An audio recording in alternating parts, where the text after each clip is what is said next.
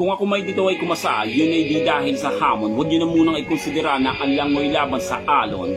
May tumalon dahil ang tubig ay malinaw. Sumunod sa mga narahuyon na nabilag sa init ng araw. Maraming napasigaw sa kagalakan lumundag. Di alintana ang nasa ilalim, masabi lang lumimbag. Walang may nais na matawag na duwag, kaya pumatol. Agresibo, mapusok silang lakas, silat sa hatol.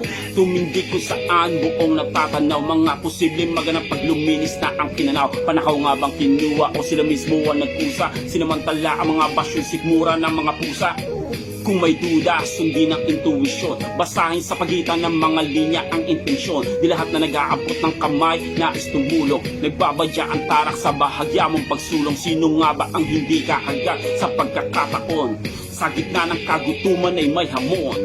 Puro pulog, na di kilala ang tulog. Natuhod lang ang masilayan ay handang tumuhog. Di lahat na nakalatag sa hapag ay pagkain. Tuloy-tuloy kang tatakawin.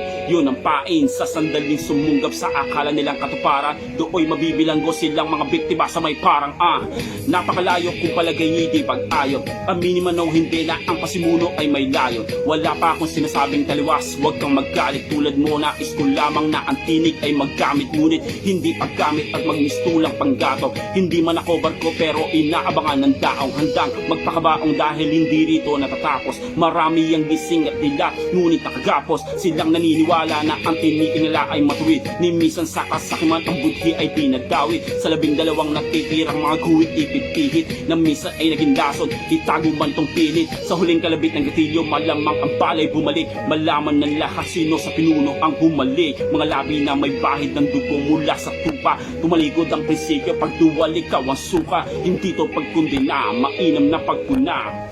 Bago matapos ay mabuting lapag ko na. Hindi ako kalabang kaibigan o kahit wes. Salamat sa gawa mong tunog para sa amin pwes.